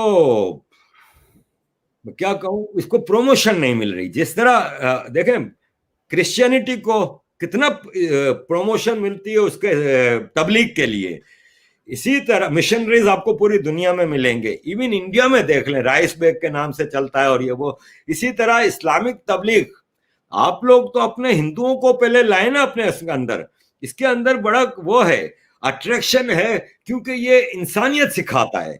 तो इसके लिए जरूरी है कि स्टेट प्रोमोट्स। अब उसको लोग जरूर वो कहेंगे कि स्टेट तो भक्तों की और संघियों की हुकूमत है और ये अपने हिंदू एक्सट्रीमिज्म को वो कर रहे हैं। कहने दें यार, आप अपने धर्म को प्रमोट तो करें, आप अपने इस धर्म को ब्रांड तो बनाएं। इस्लाम को तो ब्रांड बना के मौलवी पूरी दुनिया में जा रहा है तबलीग करने के लिए। जाकिर नाइक आपके सामने मिसाल मौजूद है ना, पीस टीवी, लाखों लोग, मिलियंस ऑफ लोग देखते हैं। आप भी तो कुछ करें ना, इस इतने ब्यूटीफुल कल्चर को, फिलोसॉफी को प्रमोट तो करें ना स्टेट लेवल पे ही सही। बिल्कुल बिल्कुल सही फरमाया आपने। स्टेट अगर ना करे तो भाई इतने बड़े बड़े कारोबारी लोग हैं, जैसे अंबानी जी हैं, जैसे जितने बड़े बड़े आपके हिंदू बिजनेसमैन हैं, वो एज ए सर्विस इसको प्रमोट तो करें ना। जी जी जी। सुरेंद्र जोशी जी, धन्यवाद आपका, बहुत बहुत धन्यवाद आपके हेल्प के लिए, आपकी मदद के लिए। अनिर्बान पॉल पूछ रहे हैं, Sanjay ji, good many days haven't heard about Ladakh, especially from Abhijit and cyber surge, how about good talk? अभी तो लद्दाख में भी पिछले हफ्ते ही तो किया है आपका कार्यक्रम, इसके शिव शास्त्री जी के साथ, साइबर सर्ग वालों के साथ, और अभी लद्दाख में कुछ हो ही नहीं रहा है नई चीज़, तो अभी क्या बात करें। शीघ्र ही आपसे फिर बात करेंगे, नेक्स्ट वीक में होगा एक कार्यक्रम। डॉक्टर अरविंद राज पुरोहित, आरिफ साहब question, why USA so afraid of Turkey? नहीं, ये तो हो गया ये सवाल, why is the country still in NATO while that is doing propaganda and all. ये सवाल अभी अभी आरिफ जी ने टेकअप कर लिया है, और आपका था या किसी और का था, लेकिन इसका पूरा विस्तार से उत्तर दिया जा चुका है। फर्स्ट चीफ जस्टिस ऑफ अखंड भारत, ये नाम है किसी ने रखा है अपना, फर्स्ट चीफ जस्टिस ऑफ अखंड भारत। नमस्ते जी, नमस्ते साहब, आपने बड़ा शानदार नाम रखा है। विपन पाटिया जी पूछ रहे हैं, Arif ji, looking at current political situation in Pakistan, do you think Pakistan is headed for divided into more pieces? ये तो पाकिस्तान जा रहा है सेल्फ डिस्ट्रक्शन की तरफ। बलूचिस्तान ने आजाद तो होना है, सिंधु देश ने आजाद तो होना है, क्योंकि अब अंदर अवाम में, आम पब्लिक में, सिंधियों में और बलोच में इतनी नफरत आ गई है पंजाबियों के खिलाफ, क्योंकि पंजाबियों ने जुल्म इतना किया है, 72 साल से जुल्म बर्दाश्त करके। आज पंजाब डेवलप्ड है, आज लाहौर में मेट्रो बस भी है, मेट्रो ट्रेन भी है, जबकि कराची की एक मार्केट, लियाकताबाद मार्केट, लालू खेत जिसको कहते हैं, वो पूरे लाहौर से ज्यादा टैक्स दे रही है। तो फिर हम सवाल करने पे, सिंध का और बलूचिस्तान के सिटीजन ये सवाल करने पे मजबूर हैं कि रिसोर्सेज सारे हमारे, टैक्स हम दे रहे हैं, 90% tax comes from Punjab and Sindh and Balochistan, development सारा पंजाब में हो रहा है। तो फिर ये जो ऑपरेशन की जो गवर्नमेंट होती है ना, ये तो हमारे हजरत अली रजी अल्लाह तआला अन्हु ने भी कहा है कि काफिर की गवर्नमेंट कायम रह सकती है, जालिम की गवर्नमेंट कायम नहीं रह सकती। तो ये जालिम की गवर्नमेंट है, ये कब तक कायम रहेगी? ये मुल्क टूटना है और बहुत जल्द टूटेगा।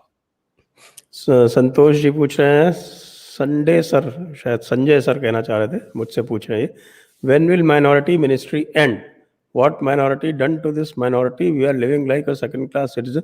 ये तो मैं कई बार कह चुका हूँ, माइनॉरिटी मिनिस्ट्री तब खत्म होगी जब आप लोग प्रेशर डालेंगे। डेमोक्रेसी में सिर्फ सरकार बना देना पर्याप्त नहीं होता है, सरकार के ऊपर लगातार निगाह रखनी और सरकार को अपनी बातों से उनको वाकिफ कराना वो भी उतना ही ज़्यादा ज़रूरी है। इसलिए प्रेशर आप बनाए रखिए, ये निश्चित समाप्त होगी। अगला सवाल है, बाला बोलो जी पूछ रहे हैं, ऐसे क्यों है कि कुरान का असली वर्जन प्रॉफिट मोहम्मद के मरने के 300 साल बाद लिखा गया और अल्लाह के नबी ने अपने जीते जी क्यों नहीं कुरान लिखा? अब ये तो हम मरने के बाद उनसे पूछेंगे कि भाई ऐसा क्यों हुआ, ठीक है। लेकिन ये है कि 300 साल बाद नहीं लिखा गया। इसका असल हिस्ट्री ये है कि जो थर्ड खलीफा थे ना, हजरत उस्मान ने कुरान को पहली बार लिखाया अपने दौर में, और जितने कुरान के हाफिज थे उनको बुला के उनसे सुन के फिर वो लिखा गया है। और इसके बाद हज्जाज बिन यूसुफ, बनु उमैया के दौर में हज्जाज बिन यूसुफ ने कुरान शरीफ सारे जब्त कर लिए थे जब इसने मक्का और मदीना पे हमला किया था। और फिर इसने कुरान, देखें आपके हिंदी जबान में नीचे और ऊपर बिंदियां लगती हैं ना, उसको क्या कहते हैं? वोवेल्स जो होते हैं। तो कुरान में भी वोवेल बाद में लगे हैं, काफी अरसे बाद हज्जाज बिन यूसुफ ने वोवेल डाले हैं। तो वोवेल्स से बड़ा मानी में फर्क पड़ जाता है। Arabic is a very different kind of language. Arabic में वोवेल्स के थोड़े ऊपर नीचे होने से मतलब में बहुत फर्क पड़ जाता है। तो मैं बार बार रिफॉर्म्स की बात करता हूं तो मैं यही कहता हूं कि जब रिफॉर्म कुरान में हज्जाज बिन यूसुफ लेके आया, जो कि नबी पाक के बहुत जमाने के बाद आया था, जबकि नबी पाक ने कह दिया था कि ये कुरान पूरा हो गया, आज आपका दिन मुकम्मल हो गया, लेकिन इसके बाद तब्दीलियां आई हैं।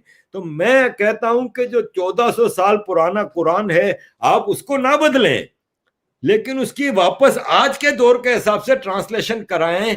इसकी मामूली मिसाल यह है कि इस्लाम में तस्वीर फोटो खिंचवाना हराम है।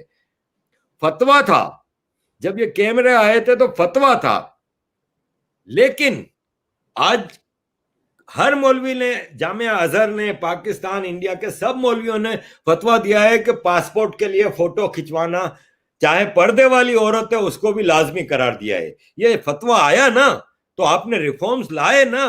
तो मैं कहता हूं कि आज के दौर के हिसाब से एक उलमा का, सारे सेक्टरों के उलमा का बोर्ड बनाएं जो बैठ के स्टडी करें कुरान का, आज के दौर के हिसाब से ट्रांसलेशन करके इसको रिफॉर्म्स लाएं।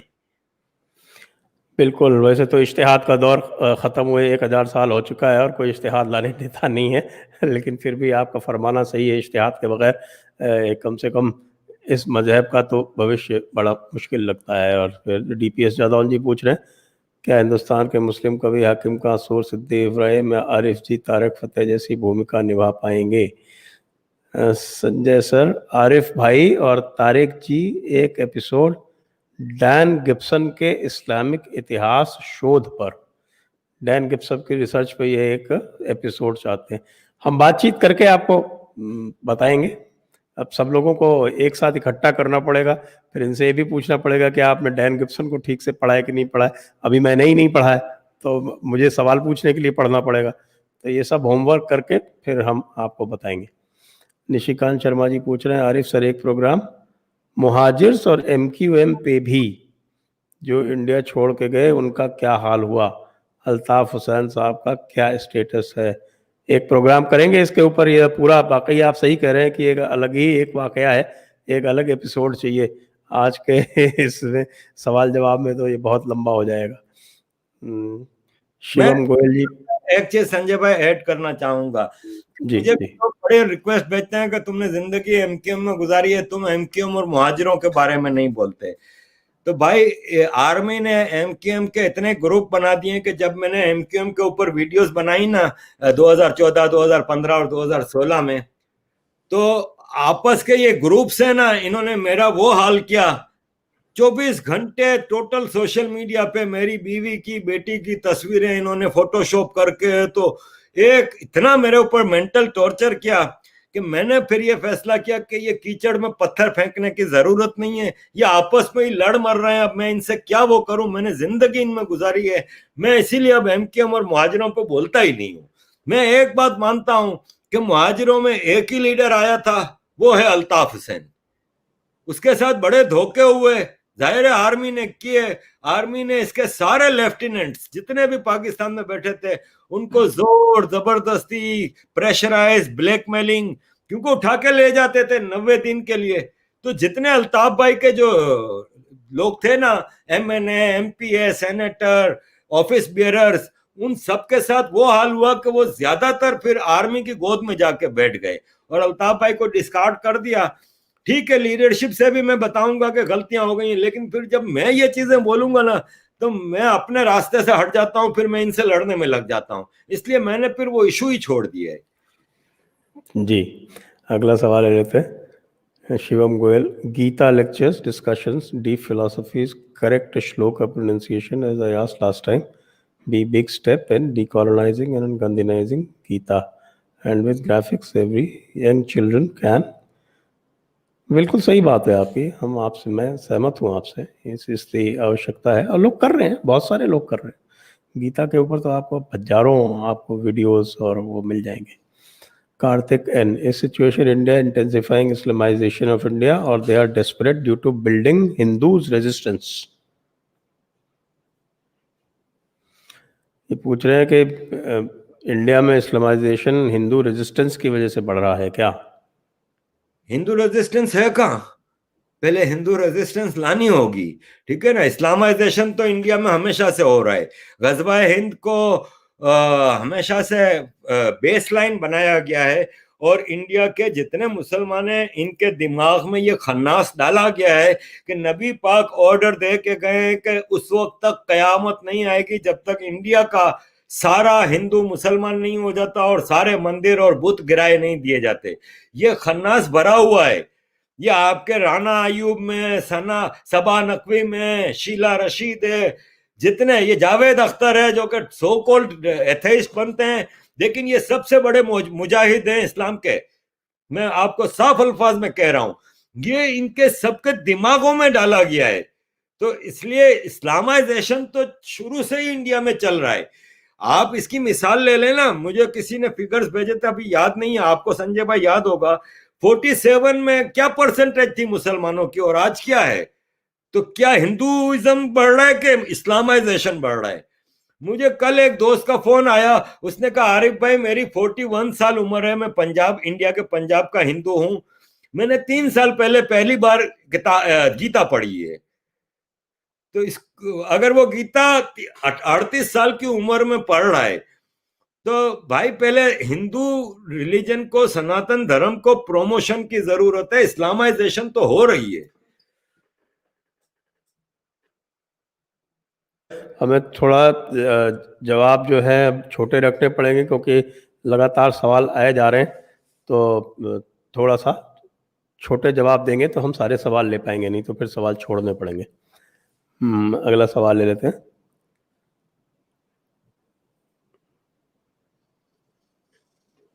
अगला सवाल, Shirish Patra, can Indonesia be called ideal Muslim majority nation? They have 15% minority who get equal opportunities and keep culture separate from religion. Indonesia में फिर वो हालात नहीं है जो आपको पाकिस्तान में या इंडिया के मुसलमानों में मिलेंगे। वहां पे इनकी कल्चरल रूट्स काफी स्ट्रांग हैं और सबसे बड़ी बात यह है कि ये अपनी कल्चरल आइडेंटिटी को अरबाइजेशन या तुर्काइजेशन नहीं करते, ये अपनी आइडेंटिटी पे फख्र महसूस करते हैं, उनकी कल्चर बड़ी स्ट्रांग है। इसकी वजह यह है कि आप उसको पाकिस्तान, इंडिया के मुसलमानों से वो नहीं कर सकते कंपेयर, इसलिए कि बांग्लादेश से लेके पाकिस्तान तक जो अखंड भारत है उसके जितने मुसलमान हैं वो कन्वर्टेड हैं, जबकि इंडोनेशिया के कन्वर्टेड होने के बावजूद, ज़ाहिर है कन्वर्टेड तो सारा ही मुसलमान है दुनिया का, ठीक है, सिवाय अरब के, अरब से ये उठा है, लेकिन इंडोनेशिया वालों ने, मुसलमानों ने अपनी कल्चरल आइडेंटिटी को कभी खोया नहीं है या उसको छुपाने की कोशिश नहीं की, अपनी कल्चर के साथ, डीप रूटेड कल्चर के साथ अटैच्ड हैं। इसीलिए आपको मलेशिया, इंडोनेशिया, वहां का मुसलमान बहुत मुख्तलिफ मिलेगा।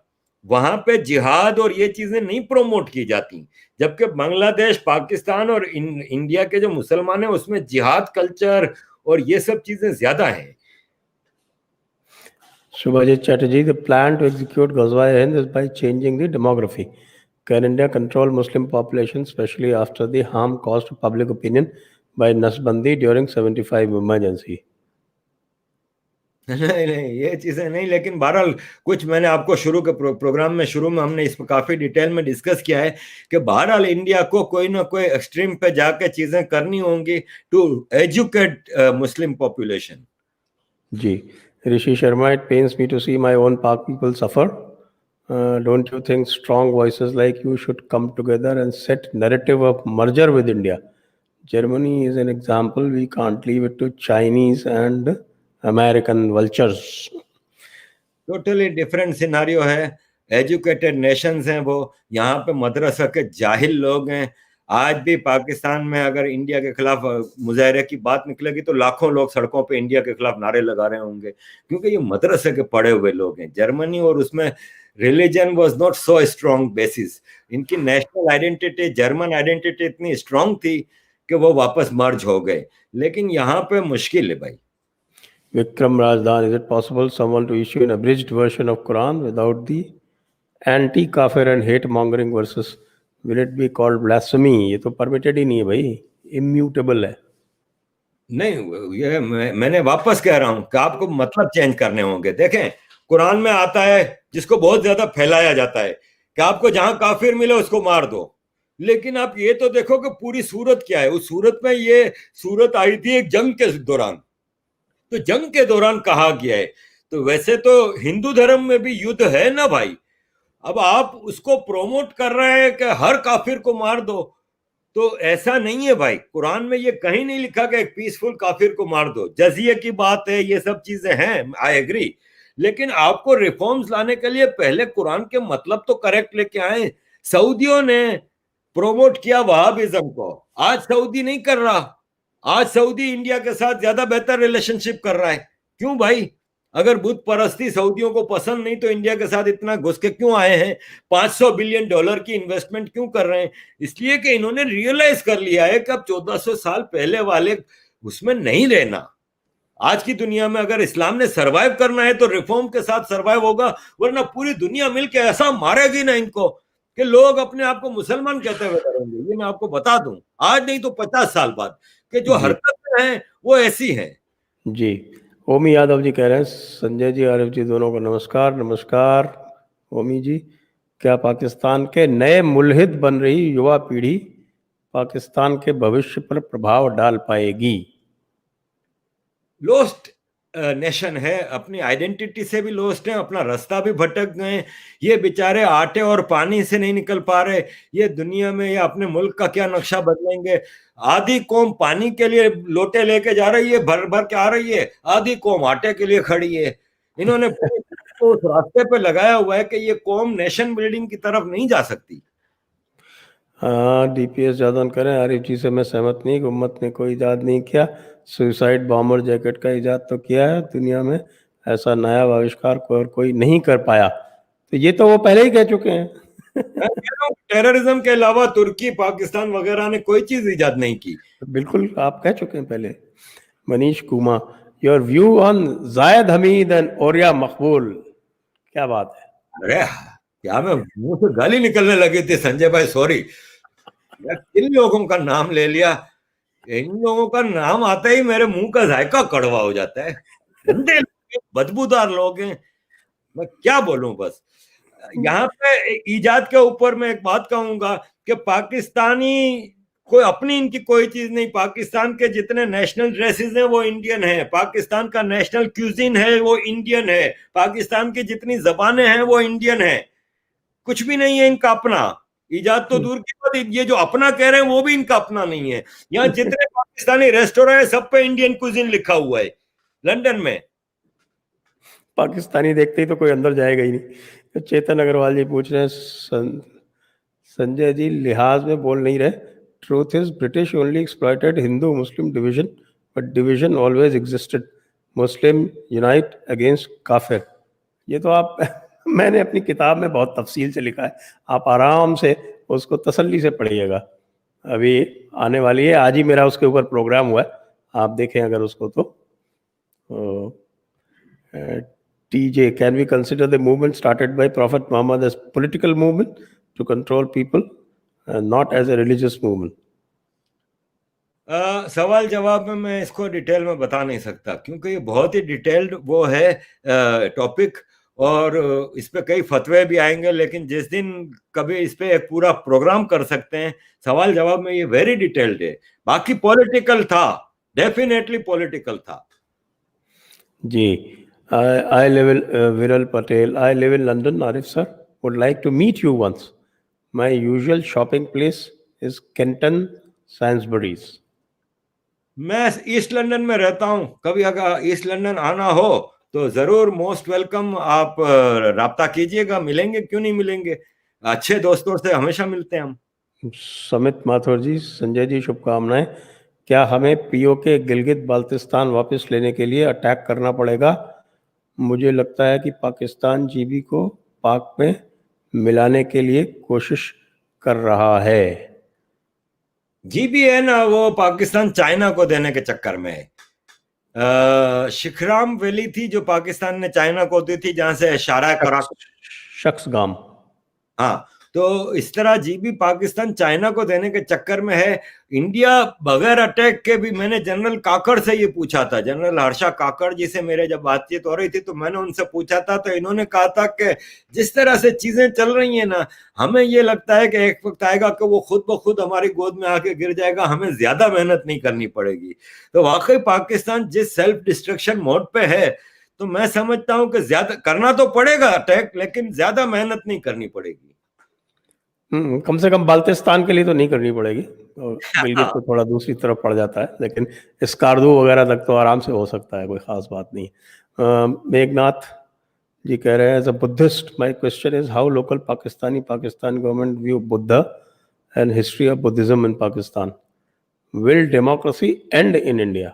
ये दो सवाल है साहब, इसको मेरे ख्याल से आप शॉर्ट में कोई ऐसे तो एंड हो नहीं सकती, ठीक है ना, दुनिया की सबसे मजबूत डेमोक्रेसी है भाई।